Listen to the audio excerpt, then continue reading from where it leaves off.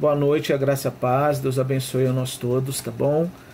Que essa mensagem que Deus pôs no meu coração, ela traga bastante conforto, desafio para a vida de cada um de nós, tá bom? A gente hoje vai pensar um pouco sobre o Salmo 23, tá? Mas eu queria, antes de falar do Salmo 23, a gente vai precisar falar um pouco sobre o autor do Salmo 23. Tá? Davi é o autor dessa canção, né, desse salmo, e pode-se afirmar que é bastante biográfica, né, porque nessa canção a gente vê traços da história do Davi até esse momento, né? Davi, ele tinha sido um pastor de ovelhas desde criança, desde muito jovem, e como pastor ele precisava defender o seu rebanho independentemente do tamanho do rebanho.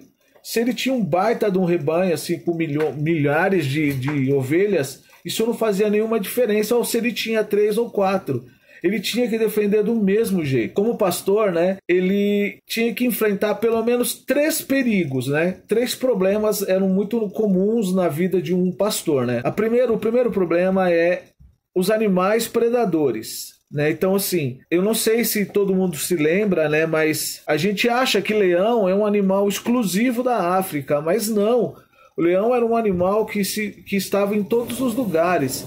Então, assim, havia leões naquela região, havia lobos, havia cães selvagens e havia ursos. E todos esses animais, por incrível que pareça, eles, até mesmo os ursos, eram predadores das ovelhas. O segundo problema era um problema com os seres humanos, né?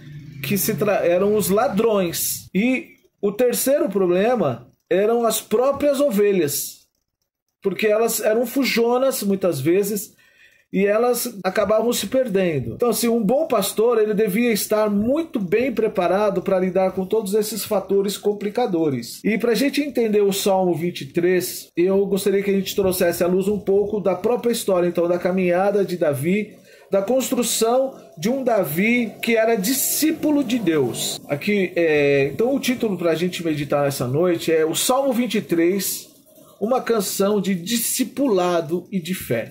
A gente raramente enxerga a história do Salmo 23, né? Se você vê a história dele, a gente nunca relaciona isso com o discipulado, mas é isso que eu quero que a gente pense nessa noite, tá bom? Vamos ler o Salmo 23. O Senhor é o meu pastor, de nada terei falta. Em verdes pastagens me faz repousar e me conduz a águas tranquilas. Restaura-me o vigor. Guia-me nas veredas da justiça por amor do seu nome. Mesmo quando eu andar por um vale de trevas e morte, eu não temerei perigo algum, porque tu estás comigo, a tua vara e o teu cajado me consolam. Preparas um banquete para mim à vista dos meus inimigos. Tu me honras, ungindo a minha cabeça com óleo e fazendo transbordar o meu cálice. Sei que a bondade e a fidelidade me acompanharão todos os dias da minha vida, e voltarei à casa do Senhor enquanto eu viver. Amém? Amém. Para a gente entender esse salmo, então, como eu disse, a gente vai ler um pouco em 1 Samuel, capítulo 17, a gente vai ler sobre o aparecimento de um Golias, um homem gigantesco, filisteu, inimigo do povo de Deus, que desafiava o povo de Israel. Ele estava humilhando o exército israelita já fazia 40 dias, quando Davi aparece na história. Aí ele toma conhecimento desse gigantesco problema que os israelitas estavam enfrentando e temendo. E ousadamente Davi fala assim, ó: quem é esse filisteu para afrontar os exércitos do Deus vivo? E por causa dessa declaração de fé, Davi foi chamado à presença do rei Saul. Aí a gente vai ler o verso 31. Aqui é o resumo. E a gente vai chegar lá no verso 31. Deixa eu diminuir um pouquinho. Aí. O verso 31 diz assim: as palavras de Davi chegaram aos ouvidos de Saul, que o mandou chamar. Davi disse a Saul: ninguém deve ficar com o coração abatido por causa desse filisteu. O teu servo irá e lutará com ele. Respondeu Saul: você não tem condições de lutar com esse filisteu. Você é apenas um rapaz e ele é um guerreiro desde a mocidade. Davi, entretanto, disse a Saul: teu servo toma conta das ovelhas de seu pai. Quando aparece um leão ou um urso e leva uma ovelha do rebanho, eu vou atrás dele, dou-lhe golpes e livro a ovelha de sua boca. Quando se vira contra mim, eu o pego pela juba e lhe dou golpes até matá-lo. O teu servo pôde matar um leão e um urso. Esse filisteu incircunciso será como um deles, porque desafiou os exércitos do Deus vivo. O Senhor que me livrou das garras do leão e das garras do urso, me livrará das mãos deste filisteu.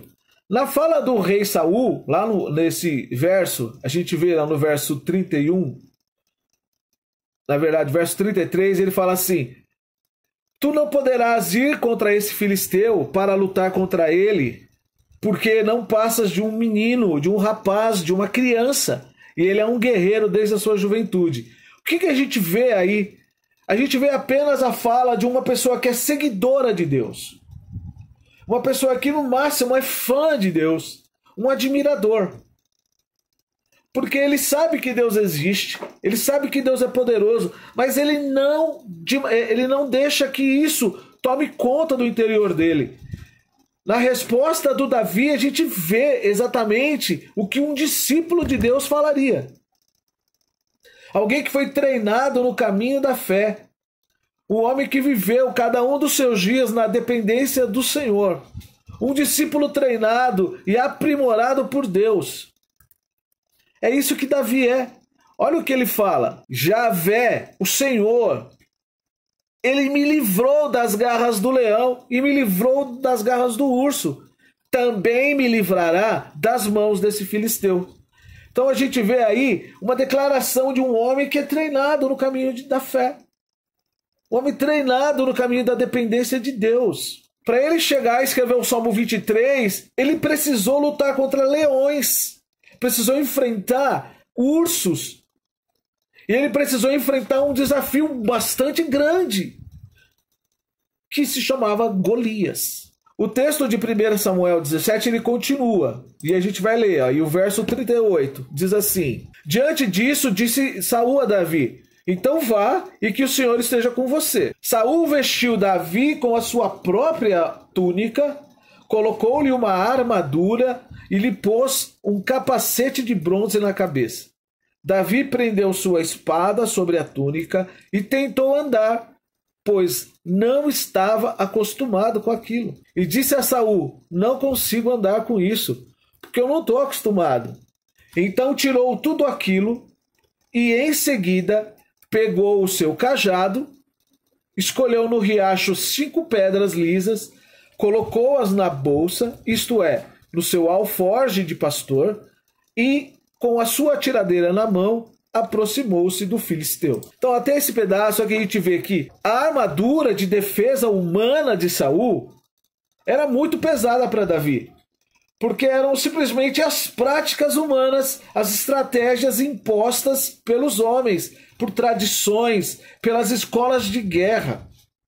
Davi era um discípulo de Deus. Ele não estava acostumado com esse monte de tradições e de coisas que engessavam um homem de fé.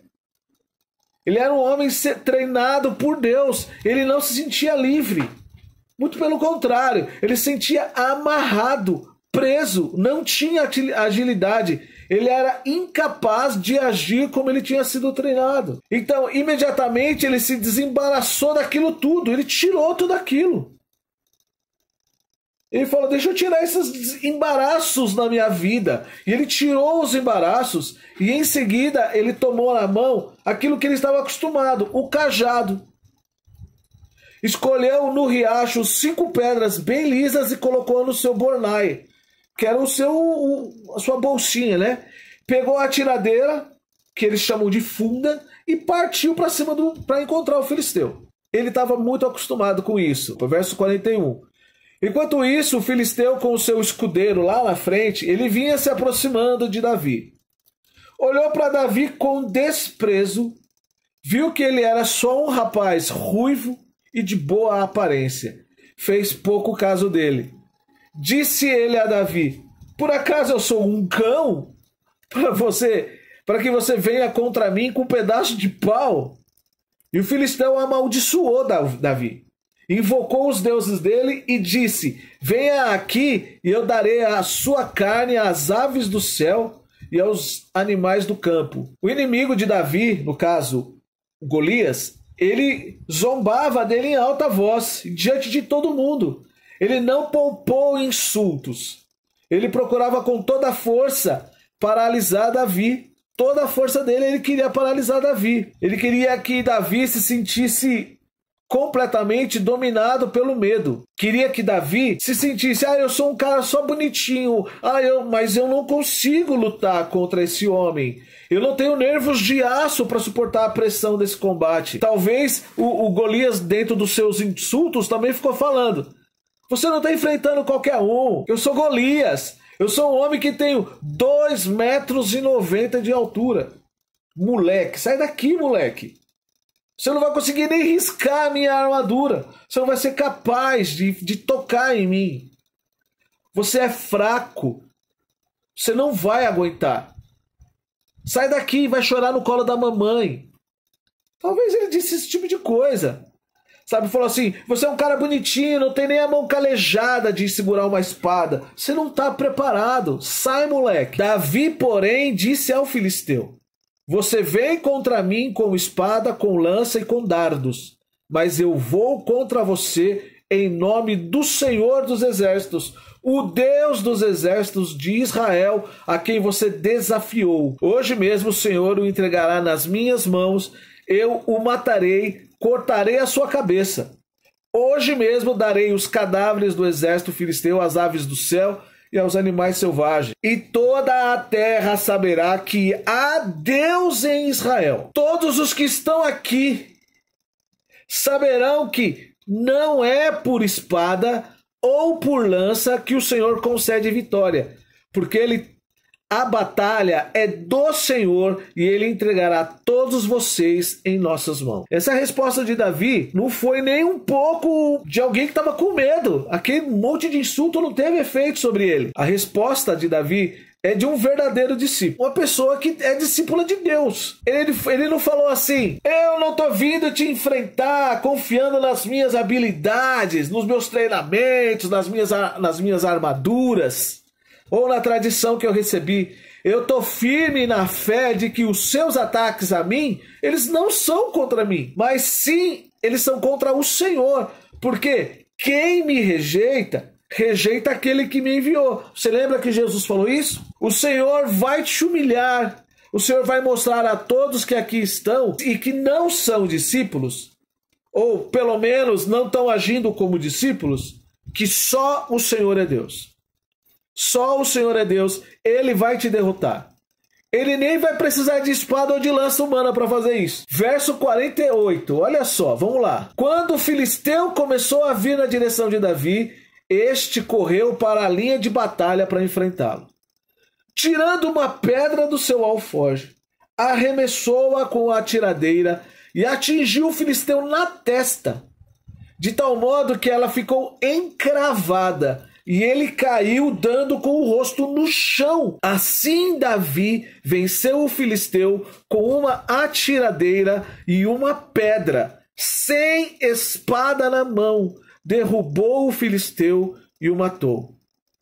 Davi correu, pôs os pés sobre ele e, desembainhando a espada do filisteu, acabou de matá-lo, cortando-lhe a cabeça com ela. Desse modo, então, Davi ele derrotou o temido guerreiro com uma atiradeira de pedra. Ele não precisou de espada. Ele não precisou de espada.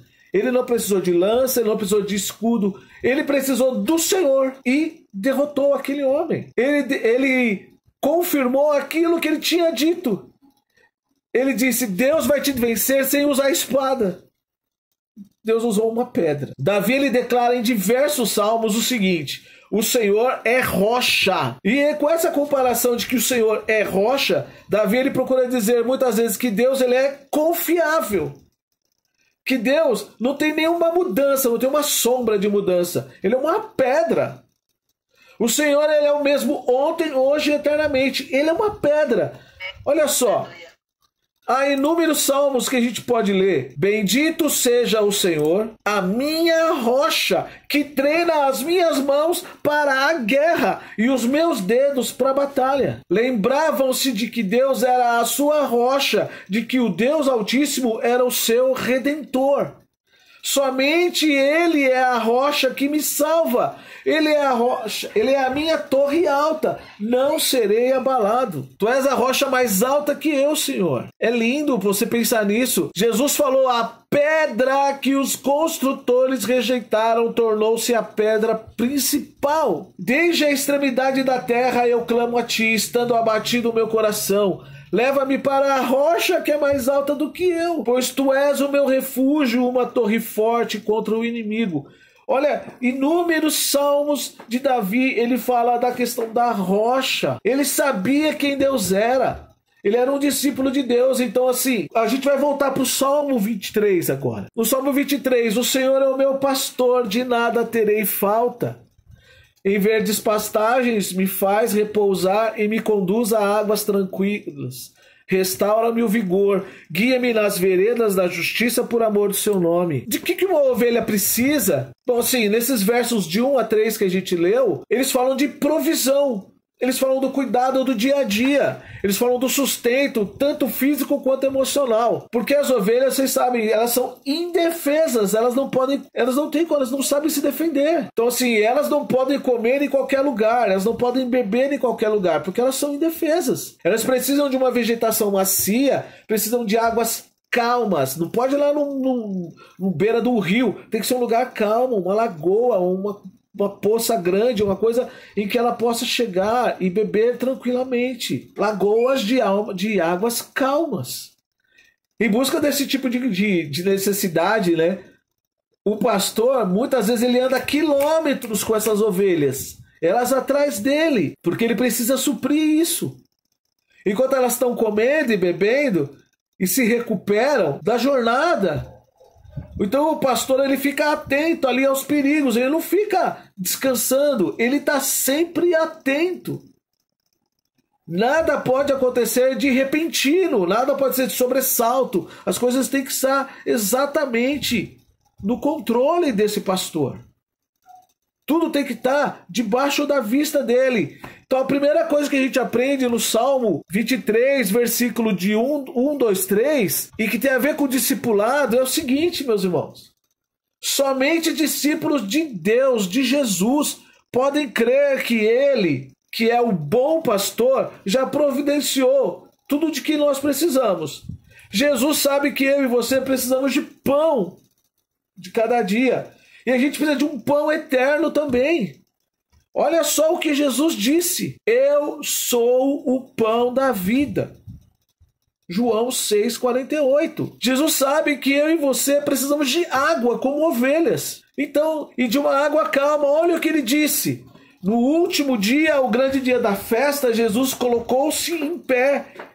Pôs-se em pé e clamou dizendo: se alguém tem sede, venha a mim e beba. João 7,37. Um discípulo de Deus, discípulo de Jesus, tem em Jesus exatamente tudo aquilo que um pastor providencia para suas ovelhas: água e comida. E em Jesus nós temos o pão da vida, que sacia a nossa fome de vida. Em Jesus nós temos também a água que sacia a sede que a gente tem de Deus. A sede que a gente tem de perdão. E não fica por aí, porque Jesus ainda diz: você precisa de restauração, porque assim como as ovelhas precisavam de descanso, a gente também. Então ele falou: venham a mim todos os que estão cansados e sobrecarregados, e eu lhes darei descanso. Tomem sobre vocês o meu jugo, aprendam de mim, porque eu sou manso e humilde de coração. E vocês encontrarão o descanso para as suas almas. Mateus 11, 28 e 29. Então a primeira coisa que a gente aprende é que só discípulo de Jesus pode crer que ele é o bom pastor e que ele já providenciou tudo que a gente precisa. Verso 4 do Salmo 23 fala: mesmo quando eu andar por um vale de trevas e morte, eu não temerei perigo algum, porque tu estás comigo. A tua vara e o teu cajado me protegem, me consolam, me confortam. Segunda lição que você e eu aprendemos é que somente o discípulo pode declarar que, ainda que o pastor esteja guiando por um vale de sombra e de morte, somente essa pessoa, ainda que ele ande por essa situação toda, ele não temerá. Porque ele não está seguindo qualquer voz, ele está seguindo a voz do seu pastor. Olha o que Jesus declarou sobre isso. As minhas ovelhas ouvem a minha voz, eu as conheço e elas me seguem. Eu lhes dou a vida eterna e elas jamais perecerão. Ninguém as poderá arrancar da minha mão. O meu Pai é que as deu para mim. É maior que todos. Ninguém as pode arrancar da mão de meu Pai. E aí Jesus conclui dizendo: eu e o Pai somos um. Um. O Pai é mais poderoso que tudo. Eu sou o bom pastor. Minhas ovelhas me ouvem. Ninguém arranca da minha mão. Eu e o Pai e Deus, o Pai é mais forte que todos. Ninguém pode arrancar da mão dele. Isso é o seguinte: eu sou o seu pastor, eu cuido de você. Eu vou cuidar de você. Você está andando no caminho das trevas, da morte, mas eu estou com você. Somente uma pessoa que está seguindo a voz do pastor no meio dessa situação toda, ela sabe que o seu pastor, ele não é qualquer pastor. Porque olha o que ele diz: eu sou o bom pastor. O bom pastor dá a sua vida pelas ovelhas. Jesus é maravilhoso quando a gente pensa nisso. Então, se você é discípulo, o discípulo pode crer que o pastor vai conduzir no meio de uma coisa horrível, mas ele está lá, e você está ouvindo a voz do pastor, ele está te chamando e você está seguindo. Porque você sabe que no meio do perigo, o pastor vai dar a vida por você. O verso 5 do Salmo 23, ele diz: preparas um banquete para mim à vista dos meus inimigos. Tu me honras, ungindo a minha cabeça com óleo e fazendo transbordar o meu cálice. Esse verso fala sobre a recompensa da gente caminhar com fé e obedecendo a Jesus. E aí tem a nossa terceira lição. Somente o discípulo pode viver uma vida de comunhão com Deus. A comunhão com Jesus é só para quem é discípulo. Olha só o que ele falou: eis que eu estou à porta e bato. Se alguém ouvir a minha voz, você é ovelha, está ouvindo a voz? Abrir a porta, eu entrarei na sua casa, eu cearei com ele e ele ceará comigo. Somente o discípulo pode viver em comunhão com Jesus, e somente o discípulo poderá se assentar no trono com Jesus e julgar nações. Olha só: ao vencedor eu lhe concederei que se assente comigo no meu trono, assim como eu venci e me assentei com meu Pai no seu trono. Ao vencedor eu lhe concederei que se assente comigo no meu trono, assim como eu me assentei com meu Pai no seu trono. Isso é honrar o servo de Deus. É honrar o discípulo. Você crê que você está servindo não é qualquer pastor. Você está servindo o pastor que dá a vida, mas também é o pastor que te honra, o que derrama bênção sobre você e na presença de todo mundo. Todo mundo que zombou de Jesus vai chegar diante dele e vai ter um encontro com ele, com o julgamento dele quando ele estiver no trono. Aqueles que foram zombados enquanto servos de Jesus também vão estar lá. E o verso 6, ele resume uma vida de relacionamento com Jesus. Ele nos sustenta, nos cerca de cuidados. E por causa disso, nós o adoramos em gratidão. Ele diz assim, verso 6: sei que a bondade e a fidelidade me acompanharão todos os dias da minha vida, e eu voltarei à casa do Senhor enquanto eu viver. Olha que grande maravilha! Farei do vencedor uma coluna no templo do meu Deus. A última lição que a gente aprende aqui. Somente o discípulo vai permanecer para sempre com Jesus. Olha o que ele vai fazer da gente. Ele vai fazer uma coluna no templo de Deus, e de onde ele jamais sairá. Davi falou: enquanto eu viver, eu vou voltar ao templo. Mas para o discípulo está dizendo: você vai ser uma coluna dentro do templo, aí você nunca vai sair mesmo. Vai além, eu vou escrever nesse discípulo o nome do meu Deus e o nome da cidade do meu Deus, a nova Jerusalém que desce do céu da parte de Deus. E igualmente, nesse homem, nesse discípulo, nessa mulher que é firmado na casa de Deus, vai estar escrito o novo nome de Jesus sobre ele. Conclusão: Davi, ele foi um discípulo de Deus. E como tal, ele buscou conhecer mais a Deus e se parecer com ele. Ele não tomava decisão alguma. Se você acompanhar a leitura da Bíblia, da história de Davi, ele não tomava decisão alguma sem antes ouvir a voz do seu pastor. Ele seguiu a voz do Senhor quando ele enfrentou batalhas menores, o leão e o urso, para se preparar para uma das maiores da sua vida. E diante dela, ele praticou aquilo que ele tinha sido treinado, ouviu a voz do seu pastor. Jesus declarou que ele era o bom pastor. Será que ele não tem condições plenas de guiar as suas ovelhas, mesmo que ele tenha que atravessar um vale de sombra de morte para levar cada uma dessas ovelhas até pastos verdejantes, águas tranquilas e abundantes? Será que ele não tem condições de levar cada um de nós, dos seus discípulos, até o desejado descanso? A Bíblia declara que Jesus enfrentou a morte e venceu, que após a sua ressurreição ele subiu ao céu e que ele fez isso diante dos olhos do seu rebanho. Atos 1. Ele subiu ao céu diante dos olhos dos seus discípulos. Ele havia declarado: eu vou preparar-vos lugar. E ele foi à nossa frente para preparar uma habitação eterna. Logo, logo ele vai chamar o seu rebanho pelo nome, porque as suas ovelhas ouvem a sua voz e o seguem, para que estejam para sempre com ele. Então é necessário a gente fazer uma pergunta. Se ele chamar hoje o seu rebanho, você e eu, ouviremos a sua voz? Você tem ouvido a voz de Jesus te guiando nesse mundo tenebroso e sombrio? Feche os seus olhos um pouquinho e pensa no que eu vou falar. Se ele chamar o rebanho hoje, você ouvirá a voz dele? Você tem ouvido a voz de Jesus te guiando nesse mundo tenebroso e sombrio? Quem tem te guiado? Você mesmo? Suas tradições humanas, suas crenças sem fundamento bíblico? Seus próprios preconceitos?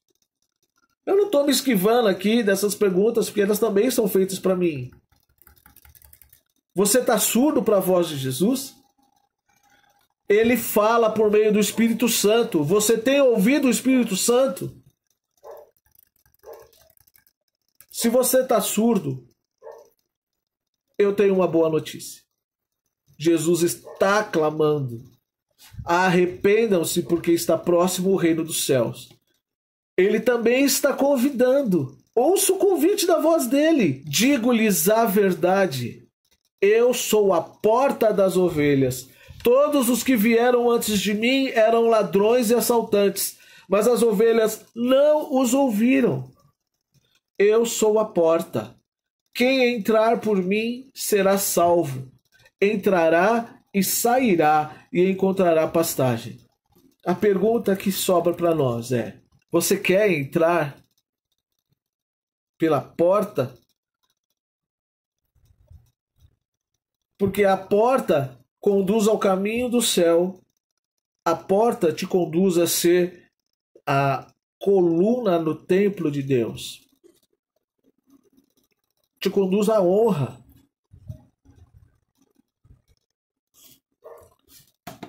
Amém. Obrigado, graças a Deus.